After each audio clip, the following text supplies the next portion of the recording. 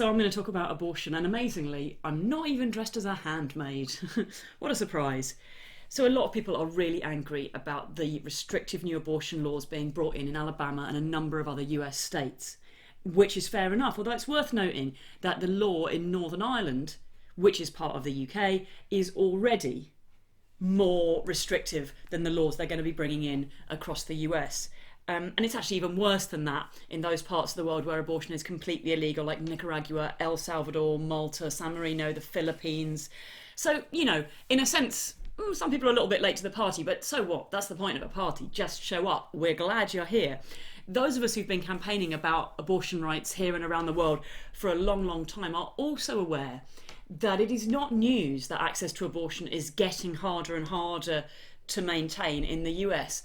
We're talking about Alabama. Do you know how many abortion clinics there are right now in Alabama? 3. And Alabama geographically is bigger than England. So already for the vast majority of women in Alabama, access to a safe legal abortion is something that is very, very difficult for them to manage unless they have the resources and the freedom to travel and the time to take off work and all of those other things.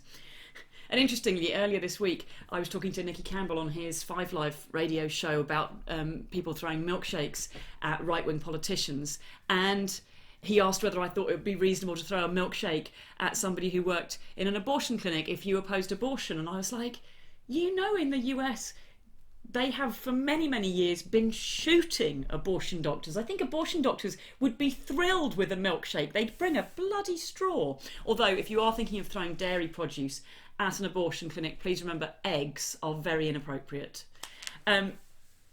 Anyway, what the hell? Everyone's talking about abortion. Great, welcome aboard. Please join us. And I mean join us. I'm seeing loads and loads of people on Facebook saying, oh, if you're from Alabama and you need an abortion, you come here, I'll look after you, I'll make you a cup of coffee, and I'll take you to the clinic. Which means that you're unaware that you really shouldn't drink coffee before you go in for an appointment, that the procedure, one of the things they advise is not drinking coffee beforehand. So that's my point, is like, these resources already exist across the US and around the world to support women with funding and practical support when they're travelling to get an abortion, and also with campaigning for women's rights and on the pro-choice movement. So please come and join us. Don't start up your own thing. There's resources there, and it'll save us a lot of time making the same mistakes over and over again if you come and join existing campaigns who are super geared up and excited about having new supporters. In the UK, that would be ASN, the Abortion Support Network, and the pro-choice campaigning organisation is Abortion Rights UK. But let me get to the point. What I really want to talk about is how we talk about abortion. So many people I'm hearing, including even, for example, organisations like Amnesty International, talking about how abortion law, must always make an exception for rape cases, for incest cases, for exceptional cases. And I am really, really uncomfortable with that insistence on kind of drawing a line between good abortions and bad abortions. Like, we're happy to give you an abortion, but only if you are pure and chaste and essentially the Virgin Mary. Although I can't help thinking that the Virgin Mary is kind of the one person who, had she been given an abortion, we might have stopped a lot of this religious nonsense quite a long time ago. So she might be a bad example, but I'm old enough to remember the days of good AIDS and bad AIDS. Once upon a time, there were people out there who earnestly believed that we should provide HIV treatment to people who had caught the virus in by having a blood transfusion or something like that, but that we shouldn't treat people who had caught it from having unprotected sex, or people who'd caught it in the back row of a porn cinema. And we were effectively putting this line out about, like, you'd get treatment unless you'd been immoral or some way. And that's, I feel like that's exactly what we're at risk of doing with women, sort of drawing this line between those poor, helpless women who were physically overpowered and those terribly awful, filthy women who willingly opened their legs. And we shouldn't be doing that. Medical treatment shouldn't come on the basis of moral judgment. We don't give less insulin to diabetics who've got points on their licence. We don't refuse asthma inhalers to people who can walk past a big issue seller without looking awkward and apologising. we just treat people with the medical condition that they have as they present in front of us. Now, there are all sorts of things we can do to promote safer sex, and we absolutely should be doing them, but the idea that one of them is to punish women who've had unsafe sex by forcing them to carry a pregnancy to term for 9 months, effectively requisitioning their body, putting them through morning sickness, putting them through physical body changes, problems with bladder function, putting them through an extended, potentially very, very painful labour, and then leaving them responsible for a baby for the next goodness knows how many years. That is not a good way of encouraging people to have safer sex, and it's not an appropriate way, not least because it's only aimed at women, isn't it? We should just treat people.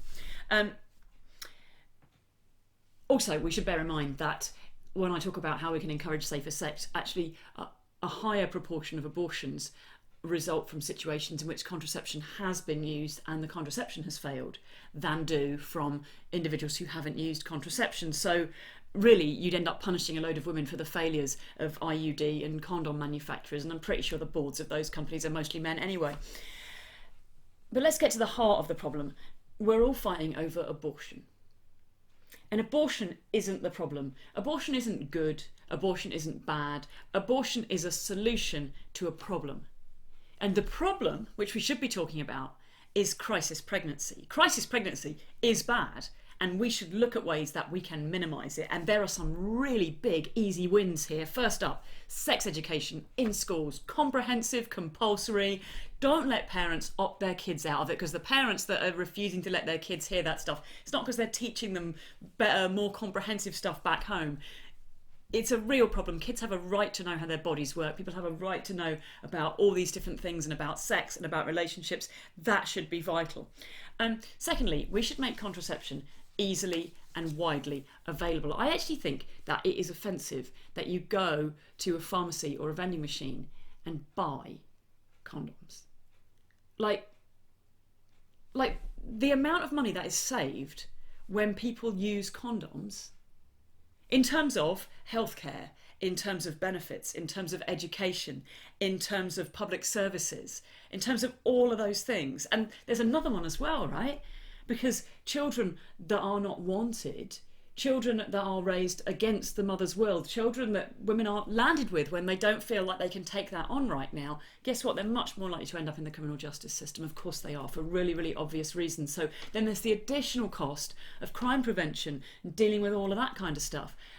Economically, it makes zero sense not to just provide condoms everywhere. And I personally think that condoms should be available, including a range of sizes, including non-latex options, for free in pharmacies, bars, pubs, coffee shops, youth clubs, high schools, universities, literally anywhere that people are meeting with the possibility of ending up having sex. So yes, also old folks' homes and the Olympic Village.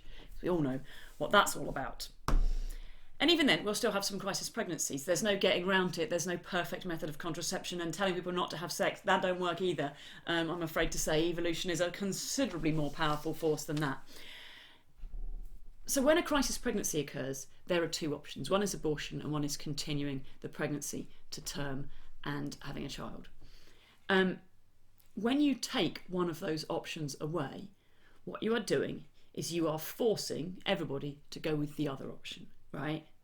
And that means that a bunch of women who don't want to be pregnant are forced to carry their pregnancy to term. So let's stop talking about abortion and the right and wrong reasons for abortion and start talking about the right and wrong reasons for forced pregnancy. Let's go to the lawmakers and say, hey, sorry, just to clarify, what exactly are the circumstances under which you believe it is acceptable for the state to requisition women's bodies as walking jizz incubators? Because that's what these laws do. And when you put it in those terms, it becomes apparent that the only fair law to have on abortion is this: no law at all. Yes, I am advocating abortion anarchy. And you're probably thinking, won't that lead to mayhem? Won't women be popping out fetuses like their bloody t-shirt cannon at spring break? Won't people be wandering out of the maternity ward asking their non-binary life partner to drive them to the drive-through abortion clinic so they can have one quick before lunchtime and go home and marry their golden retriever? Well, we know the answer to that question. We know the answer to that question because there is one place on earth, one desolate, barren, godless, heathen, burning, sulphuric waste ground where there is no law on abortion. You may call it Canada. And what happens in Canada? Well, you'll be interested to know that once you've scooted round the burning sulphurous pits and so on, what happens is that women consult with their doctors when they're in a situation of crisis pregnancy. And between them and their doctors, they make a decision about the best course of action for them, the best medical treatment, and then they access that treatment. Yes, it's a lot like Mordor, really. And that's what we need everywhere. Blessed be the fruit under his eye, or whatever.